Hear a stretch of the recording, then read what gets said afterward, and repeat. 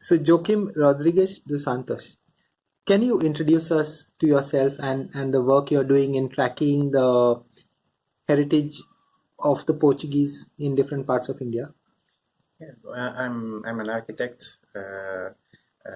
My graduation was made in Coimbra, and after that I was in Brazil studying about heritage preservation, and my PhD was made in Spain, in Alcalá de Henares. Now, after the PhD, I tried to work with the preservation of heritage, architectural heritage in the East. And so I went to the University of Lisbon, and I started a research project about the safeguarding of the the heritage with Portuguese influence in India. But not Which areas does it cover? the areas. It's actually, when I'm saying India, it's not India as we say today, a country. It's the region which was mentioned in the 17th century or 16th century. This means India, Sri Lanka, Bangladesh, and also Myanmar. Basically, I'm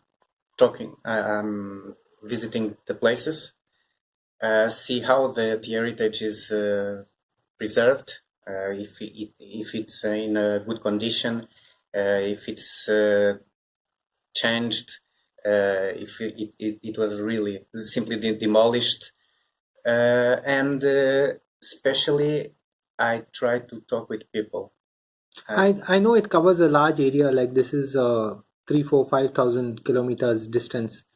But broadly speaking, which are the pockets that are influenced by the Portuguese and where you can still see their influence? Goa, Yeah, of course. Daman and Diu, but also in Mumbai, Basin area, the old Estado da Índia, Província do Norte, the old Província do Norte, several remaining Portuguese influence are still there. Parts of Kerala, parts of Kerala Karnataka. also, I found churches around Kochi and Kulam also, and 3, 4 churches in South Tamil Nadu, Manapad and Tuticorin. Also some churches in Nagapatnam and several ones in Chennai. In Kolkata, I visited some churches there, but I think the Portuguese influence are just a little, maybe the foundation. The churches were built during the period, the British period, so I think there's only a small remaining of Portuguese influence. But nevertheless, I found in Bangladesh 3, 4 churches with Portuguese influence, which I was not expecting. And even in Sri Lanka, there are several churches, the Oratorian churches. Most of them were built during the Dutch period, after the Portuguese period, but under the influence of the Padroado and the Oratorians, the Oratorian priests which were sent from Goa. So some of whom were Goan. Yes, Saint Joseph Vaz is the key, and it's interesting because now there's an architect from Sri Lanka making a PhD about the Oratorian churches there, and there are still some Oratorian churches, and I believe he found something new. Oratorian churches, we can. I don't know personally a Oratorian church, but Sagara he found one in Sri Lanka, and if he proves that in his PhD, it's something unique in the world, and also why? Because no one knows? No, because in any other place I found Oratorian typology, only in Sri Lanka. So I hope he's able to do that, to find this typology, and to bring us this news to us. Beyond churches, is it forts that are most visible, or what else? What other kind of monuments? In Sri Lanka? No, or all in over, India? all over.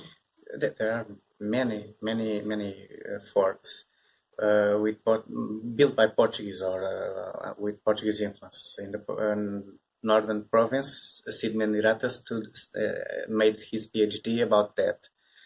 Here, I think there's a PhD from a researcher in Coimbra, almost finished, about the fortifications of Goa. In the south of India, there are some fortifications, but few. But in Sri Lanka, I think that there are some fortifications, some forts. People usually used to say that the forts are Dutch. I see. But when I visited and comparing with some Portuguese depicts from the 17th century, and I think that we might have more than we think in Sri Lanka. The fact that they are calling the forts Dutch forts might be not true. In some cases, I found Portuguese evidence there. But this is something that needs to be researched more. So maybe one day someone goes there and study this. And Because yeah, I was not studying the forts or the churches. I was just studying their preservation. yeah. So maybe someone wants to study this. As far as Myanmar goes, any particular? Myanmar, I'm hoping to go there next week. Next year, sorry. Okay. Next year. I know that there are two places where the Portuguese had some settlements, inclusively in one of them there was a Portuguese who was king for some years. It was Nicot, Brito Nicot. I think he was some kind of mercenary. Okay. But I don't know what I will find there, but hopefully good things. There is a lack of awareness about this whole field in South Asia, and it was only after Bombay, before the British and things like that, that people opened up. Why do you think there's so little awareness? I think that there was, of course, there was some difficulties for the Portuguese researchers for some Because of the decades. political. Exactly. So I remember that José Manuel Fernandes was perhaps one of the first Portuguese scholars to come, architects to come to India and research and study the heritage with Portuguese influence here. This is which year? It was in the 80s, I believe, I see. mid 80s. But he visited a lot. Then Paulo Varela Gomes and Walter Roça, they start to come and to have interesting on India. And several of their students I see. start to study So you all are the second, third generation. Yes, so In a way. I am one of the many ex students from Paulo Varela Gomes who is now researching about India. So I'm just one in the middle of several. I can say several: Luísa Barbosa, Cid Mendirata, Alice, Santiago Faria, Nuno Grancho, Vera Domingues, many ex I see. former students which are now studying. So you can say people like Paulo Varela Gomes, who was an amazing person, started this trend, or is there a wider trend in Portugal of interest among architects studying heritage here? Paulo Varela Gomes was someone.